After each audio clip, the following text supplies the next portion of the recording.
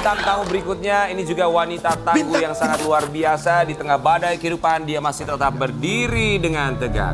Di pagi-pagi Ambiar, kita akan hadirkan seorang selebriti yang kabarnya sempat berseteru dengan ayahnya sendiri. Kita hadirkan, ini dia. Della Puspita.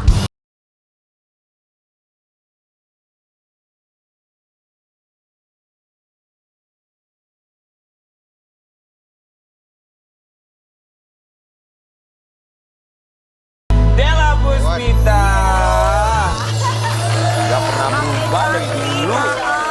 Sampai sekarang begini-begini aja ya.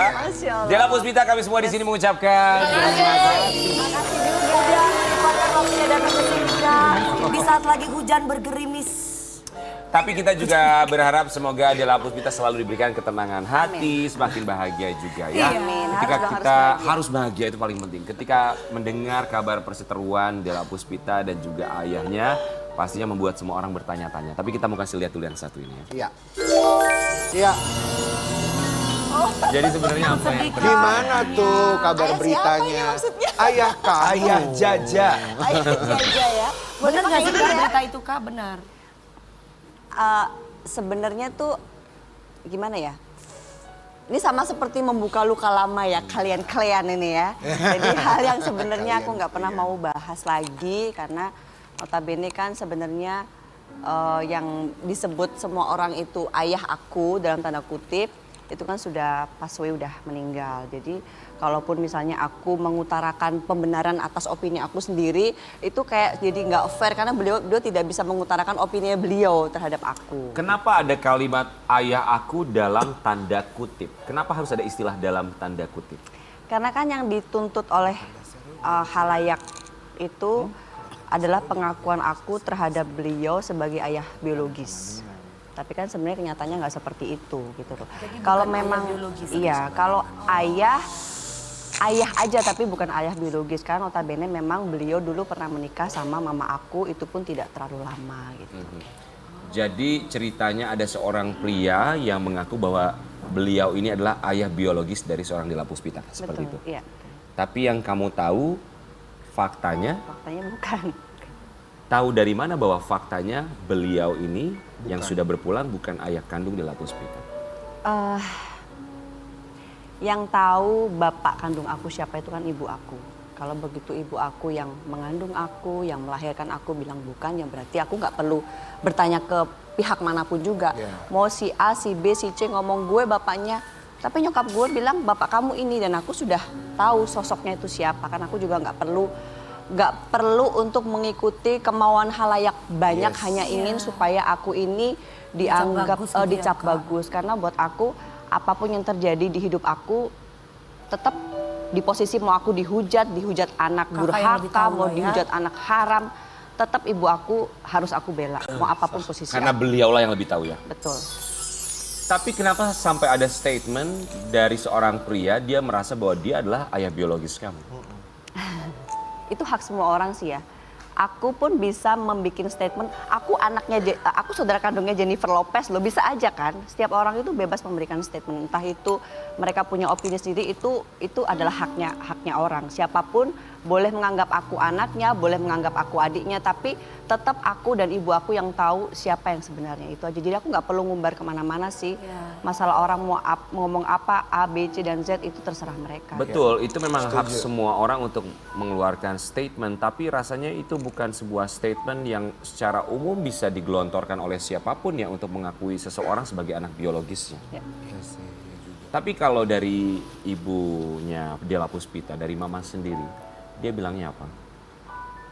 Papaku tuh namanya sebenarnya Toshio Nishisawa. Karena itu waktu aku lahir dinamai Nishisari Heni Puspita. Ayah kandung aku itu pergi meninggalkan mama aku pada saat usia kandungan beliau 7 bulan. Begitu aku lahir, aku umur 11 bulan, akhirnya beliau ketemu dengan seseorang yang bernama Hendri Pasman. Yang mengeluarkan statement bahwa beliau adalah ayah biologis kamu. Dan setelah beliau menikah, ada beberapa hal yang aku tidak mau buka di sini karena ini menyangkut masalah keluarga besar. Karena notabene kan sekarang beliau ini menjadi suami dari adik kandung ibu saya. Jadi itu hal kenapa kok aku merasa kemarin itu yang terbaik adalah lebih baik diam. Sebentar, beliau menjadi suami dari adik kandung ibunya Della Puspita. Jadi setelah berpisah dari ibu kamu, beliau menikahi tante kamu. Aku nggak mau ini ya karena ini long story banget karena jadi membuka luka lama. Keluarga besar aku tuh dulu sempat terpecah banget. Sampai sekarang ini justru aku merasa seperti aku masih hidup sendiri. Mamaku tuh 5 bersaudara ya, 4 perempuan, 1 laki-laki. Sampai sekarang kita memang baik ya, say hi, tapi baiknya kita itu nggak seperti orang-orang halayak umumnya gitu loh. Jadi aku seperti ya sendiri ya lu secara kartu keluarga ya lu saudara gue, tapi secara batin kayaknya kita ngerasa kalau saudara mereka mungkin nggak akan memperlakukan aku dan ibu aku seperti ini gitu. Perlakuan seperti apa dari keluarga besar Perlakuan untuk seperti apa yang kamu dan pasti mama? orang lain nggak perlu ngerasain, cukup aku aja. Dan aku yakin tidak semua orang mungkin bisa tahan ngerasain apa yang aku rasain sama ibu aku. Oke, Della Puspita, apa rasanya berada dalam satu keluarga besar, Ya.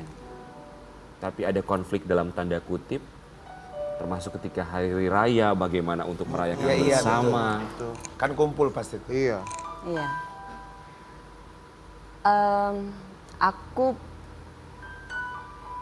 Atau pura-pura aja gitu. Kayak gimana? Aku justru sekarang jadi beruntung jadi anak tunggal ya, karena kan ternyata punya banyak saudara itu nggak menjamin bahwa kita akan hidup nyaman dengan punya kakak, adik, keluarga besar. Justru aku lebih beruntung aku punya sebagai anak tunggal, karena kan aku nggak akan pernah ngerasakan beban yang dirasakan sama ibu aku, punya adik banyak tapi seperti ngerasa nggak punya adik gitu. Aku beruntung sih jadi anak tunggal. Gitu. Apa sih ini? Karena memang sakit sekali bisa melihat adik kakak dari orang tua ya. Ini mohon maaf ya kalau misalnya memang keluarga besar aku ada yang nonton. Bukannya aku pengen membuka luka lama gitu, enggak. Cuman satu hal yang aku mungkin bisa sharing ke teman-teman semuanya, bahwa kadang-kadang kita nggak pernah tahu musuh kita yang sebenarnya, musuh batin ya, bukan musuh apa. Karena kadang-kadang mungkin sangat memungkinkan bahwa musuh terbesar kita adalah saudara kita sendiri. Iya, aduh iya betul. Justru itu yang lebih berbahaya karena nggak kelihatan, mendingan kelihatan musuh yang benar-benar benci kita, udah tahu bahwa itu benci sama kita. Iya. Tapi kalau keluarga pura-pura sendiri baik, gitu. Ketahuan. tapi ternyata nusuk dari Dan gak belakang, nyangka juga sih. Dan itu keluarga sendiri. duri dalam daging. Iya, ada Tapi orang orang sih saudara semuanya baik gitu ya. Cuman mungkin aku tuh tipe orang yang tidak mudah untuk memaafkan gitu. Kalau mamaku sih, mamaku tuh orangnya terlalu baik, makanya aku sering marahin kalau misalnya dia kok udah nggak usah baik-baik lah. Ingat dulu pernah sakit hatinya kayak apa, aku bilang gitu. Padahal mama aku tuh nggak kayak mohon gitu. maaf, ketika itu berarti ayah sambung ya kak. Ayah sambung kakak ini sudah merawat kakak sampai kakak umur berapa? 2 tahun. Hanya Jadi 2 tahun. 11 bulan sampai aku umur 2 tahun. Oh hanya, ya ini yang perlu diluruskan karena kan takutnya orang nggak tahu dikira kakak durhaka sama orang tua. Betul, itu berita yang beredar di luar sana. Iya. Della Puspita tidak mau mengakui Iya. ayah biologisnya seperti itu. Sampai akhirnya ayahnya meninggal di Desember 2022. Iya, ada padahal ya, tidak Ya, seperti yang itu. sudah diluruskan oleh seorang Della Puspita bahwa ya pastinya dia dan ibunya lah yang lebih tahu apa yang sebenarnya Iyalah. Terjadi. Kamu tadi bilang bahwa kamu sulit memaafkan. Iya. Berarti begitu banyak peristiwa yang begitu menyakiti hati sampai sulit untuk memaafkan. Sulit ya, sulit lah. Sakit hatinya itu gini, gimana ya? Rasa marahnya aku tuh justru besar banget setelah aku tuh punya anak sebenarnya. Karena di situ aku merasakan banget oh ternyata tuh jadi mama aku tuh sangat berat banget ya. Kalau ngomongin masalah sebelum aku punya anak ya, itu ya masih ada nentang-nentang mama ada gitu ya. Terus nakal-nakalnya sebagai anak perempuan tunggal tuh ada. Tapi begitu aku sudah punya anak tuh justru aku tuh semakin kayak ternyata Kayak memang gini rasa ternyata sakitnya. gini ya.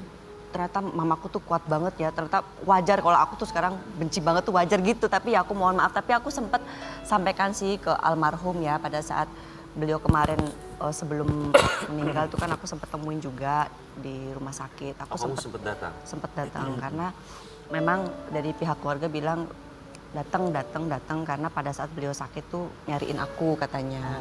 Terus aku datang, memang beliau tidak bisa bercakap apa-apa, cuman aku bilang sama beliau pada saat dia udah nggak sadarkan diri gitu, aku bilang, aku kan manggilnya memang tetap papi ya, aku bilang, pi aku minta maaf, aku datang, aku pengen papi sembuh gitu.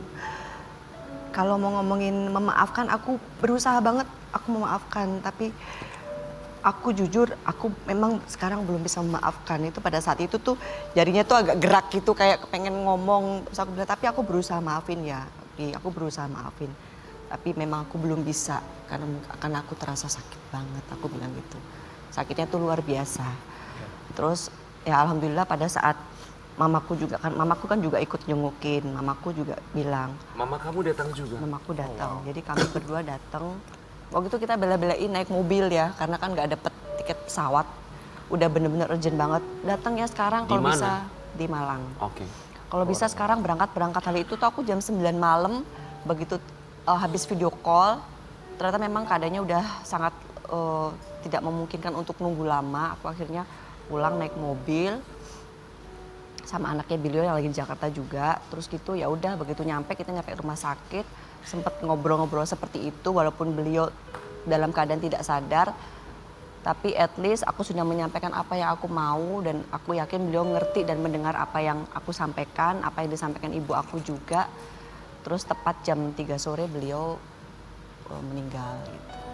Kami yang pasti turut berduka cita, tapi bahwa mengingat kamu dan juga ibu kamu juga pastinya memiliki cerita yang barangkali tidak bisa dilupakan sampai dengan sekarang. Mohon maaf Della Puspita, perjuangan terbesar Mama yang Della tahu itu seperti apa ketika beliau menikah dengan seorang pria, memiliki kamu, kemudian dia menikah lagi dengan pria lainnya dan pria tersebut menikahi adiknya sendiri. Kemudian akhirnya adalah konflik dalam tanda kutip bersama dengan keluarga besar. Pasti tidak mudah untuk seorang mama sebagai orang tua tunggal pastinya membesarkan kamu terpisah dari keluarganya. Perjuangan terbesar mama kamu yang kamu tahu.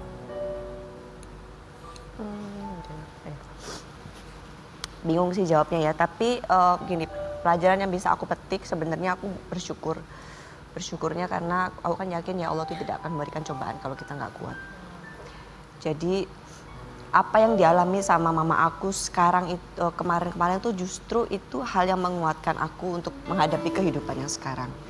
Walaupun aku dapat pasangan yang mungkin kita berusaha setengah mati untuk supaya menikah sehidup semati tapi tidak bisa bertahan, tapi at least aku sudah berusaha dan ternyata apa yang menimpa mama aku tuh justru yang menguatkan aku sekarang gitu loh. Mama aku aja kemarin yang sampai sebegitu mengerikannya cobaannya mengenai pasangan hidup bisa. Gue yang cuman segini doang masa nggak bisa kayak gitu. Pesan dari mama apa yang tidak pernah bisa dilupakan? Ini ada satu kata itu ya. Aduh, gimana ya ngomongnya? Mudah-mudahan mamaku nggak lihat ya. Karena mamaku tuh suka gak kuat kalau lihat aku keluar air mata. Aku tuh berusaha banget.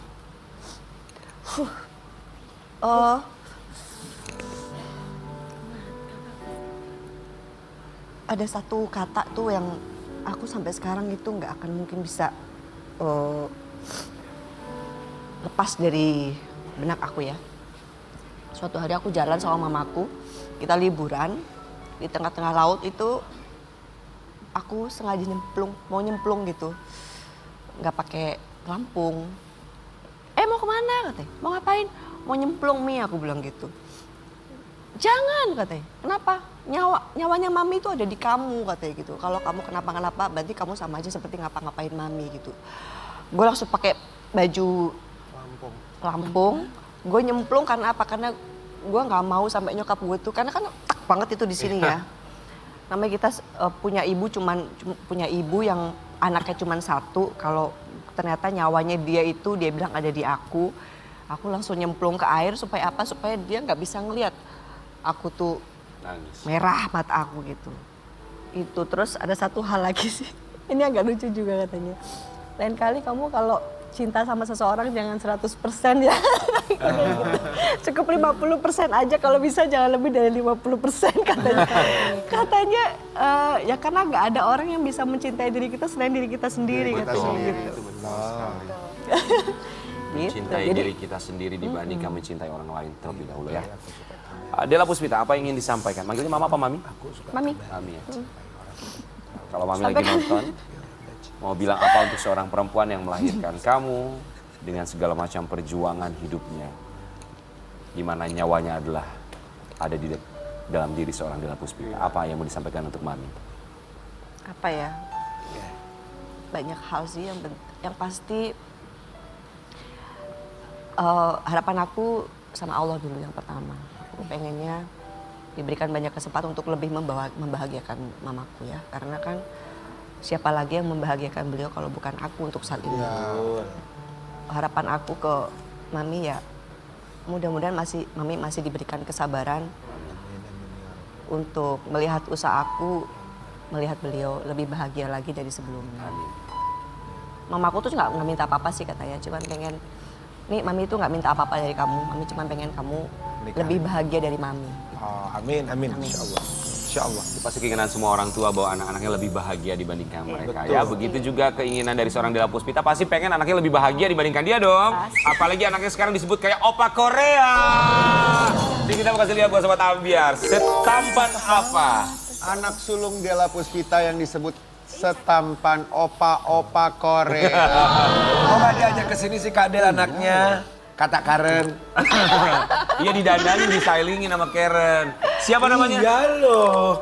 Ken Daisuke. Siapa namanya? Ken Daisuke. Ken Daisuke. Kendai, serius anaknya namanya Kendai Suke. Nama itu kok disamain nama itu sih. Ini banyak bilang kayak opa Korea. Umurnya berapa sekarang? Ken Daisuke. Panggilnya apa? Umurnya- Ken? Nama panjangnya kan Don Aubrey Ken Daisuke. Kita dulu kita tuh manggilnya Daisuke tapi teman-temannya lebih banyak Ken gitu kan. Ken, iya pasti panggilannya Ken. Ken, sini dong Ken. Ken, Ken kabarin. Kabarin. Kali dong. Ken berapa usianya sekarang? Oh 17. Ya Allah Ken. 17 tahun. dia. Ada ketakutan gak sih?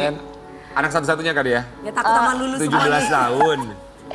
Anakku Ketakutan dari dua Dela Puspita. sebenarnya ya. Oh, dua ya, oke. Yang pertama cowok si Ken, yang kedua Miyako. Oh, oke. Miyako kayak Miyako? Ginger ya. Mana itu? Mana Miyako. kayak cewek ada Serius? nggak? Iya, Miyako umurnya berapa kalau Miyako? 13. 13 ya. Tapi kan ini usia 17 kan usia yang benar-benar lagi rentan banget gitu ya. Ada deg-degannya nggak sih? Deg-degannya sih tapi sebenarnya nggak sih, aku percaya ya karena anak aku yang cowok ini dia nggak suka kelayapan. Aha.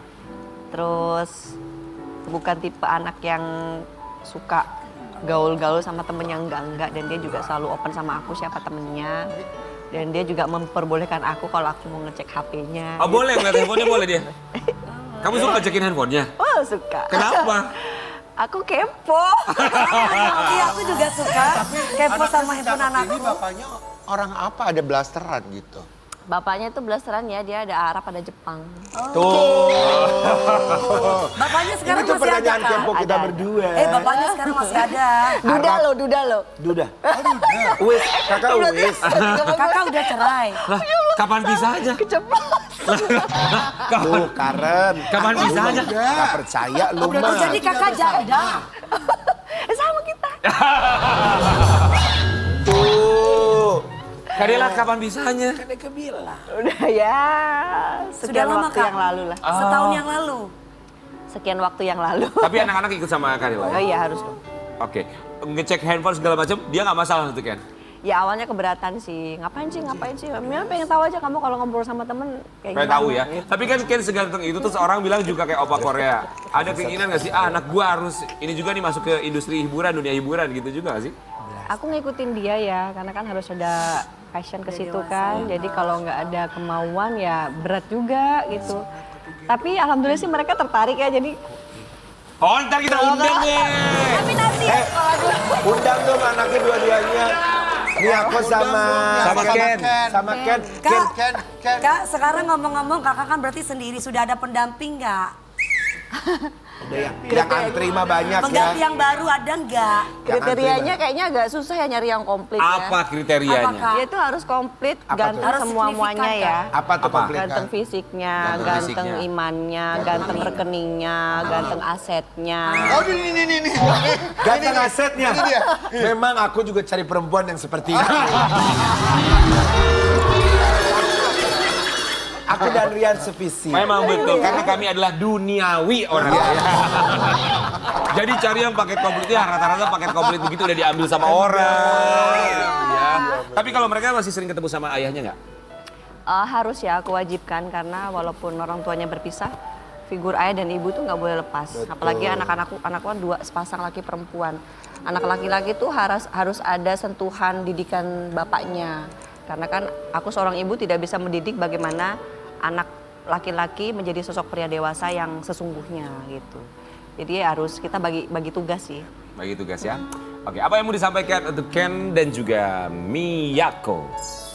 Ntar aku sampein sendiri, ntar aku melo lagi. Aku kayak gampang melo. Gak apa-apa, kan dari Udah, maminya, dari maminya. Gitu ya. Ya yang pasti aku mudah-mudahan kakak sama adik punya prinsip visi misi yang sama seperti mami ke orang tua. Jadi anak yang soleh-soleha, Amin. jadi anak yang selalu beruntung di kehidupan ini maupun di kehidupan yang akan datang. Itu aja. Hari ini mamanya duduk di sini, mungkin besok-besok Ken dan juga Miyako akan kita hadirkan di sofa ini ya. Kesini ya, Ken, kesini ya. Kita kembali lagi, tapi pagi-pagi